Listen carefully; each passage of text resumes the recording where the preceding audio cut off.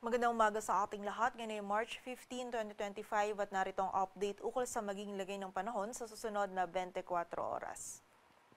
Patuloy pa rin umiiral ang easterlies o yung mainit na hangin mula sa dagat Pasipiko sa malaking bahagi ng ating bansa kung saan ngayong araw ay magdudulot pa rin ito na mataas na tsansa ng mga pag-ulan, pagkidlat at pagkulog dito sa silangang bahagi ng Visayas at Mindanao. So pag-iingat pa rin po para sa ating mga kababayan dyan sa posibilidad ng mga pagbaha at pagguho ng lupa. Samantala, sa nalalabing bahagi naman ng ating bansa ay patuloy na magiging mainit yung panahon na ating mararanasan at meron pa rin tayong posibilidad ng mga isolated o yung mga biglaang pag-ulan, pagkidlat at pagkulog na dulot pa rin ng easterlies. And nakikita po natin bukas ng linggo ay magkakaroon tayo ng surge ng northeast monsoon o amihan kung saan makakaapekto po ito dito sa bahagi ng extreme northern Luzon and sa mga susunod na araw ay makakaapekto din po ito sa malaking bahagi pa ng northern at Central Luzon. And sa kasalukuyan ay wala tayong minomonitor na bagyo or low pressure area na maaaring makaapekto dito sa ating bansa.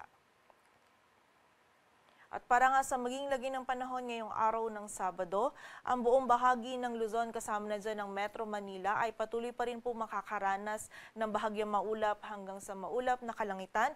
Mainit na panahon pa rin yung mararanasan natin lalong-lalo na sa tanghali at meron pa rin tayong posibilidad ng mga isolated o yung mga biglaang pag-ulan, pagkidlat at pagkulog na dulot pa rin ng easterlies. Ang mga regional offices po natin ay nagpapalabas ng mga thunderstorm advisories or mga babala ukol sa mga pag-ulan na ito. Agwat ang temperatura sa Metro Manila ay mula 22 to 34 degrees Celsius. Ang maximum temperature sa Tuguegarao ay 33. Samantala dito naman sa Tagaytay, Legazpi at Lawag, ang maximum temperature ay 32 degrees Celsius at sa Baguio naman ay 25 degrees Celsius.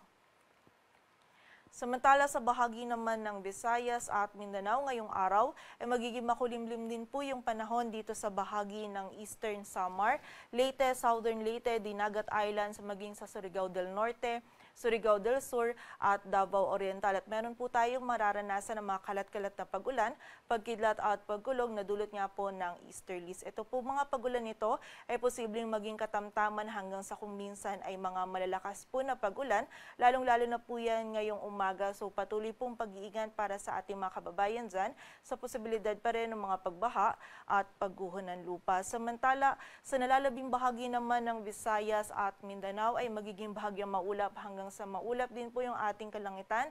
Meron tayong posibilidad pa rin ng mga biglaang pag-ulan, pagkidlat at pagkulog na dulot pa rin ng easterlies. Agwat ang temperatura sa Tacloban ay mula 25 to 31 degrees Celsius. Ang maximum temperature sa Puerto Princesa at Iloilo ay 33 degrees Celsius. Samantala sa Kalayaan Island, Cebu at Cagayan de Oro ay 32 degrees Celsius. Agwat naman ang temperatura sa Davao ay mula 25 to 34 at sa Zamboanga ay 25 to 35 degrees Celsius. At para naman sa lagay ng dagat baybayin ng ating bansa, wala po tayong nakataas na gale warning. Kaya malay makakapalaot yung mga kababayan natin mga isda, pati na rin yung may mga maliliit na sasakyang pandagat.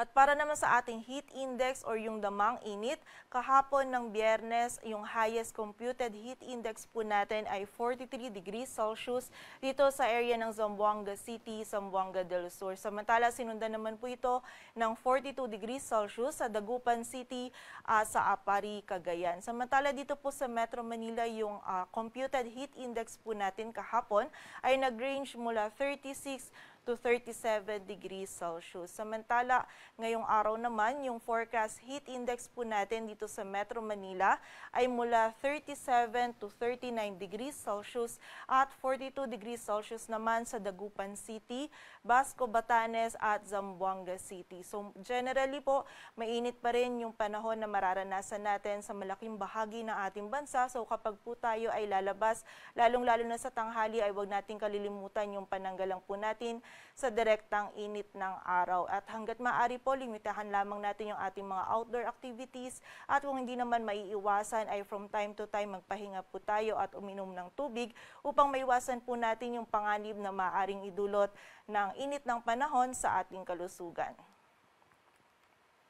Dito sa Metro Manila, ang araw ay sisikat mamayang 6:04 ng umaga at lulubog mamayang 6:06 ng hapon. Patuloy po tayo magantabay sa updates na ipapalabas ng Pag-asa at para sa mas kumpletong impormasyon, bisitahin ang aming website pag-asa.dost.gov.ph. At yan po muna ang latest dito sa Weather Forecasting Center ng Pag-asa. Grace Castañeda, magandang umaga po.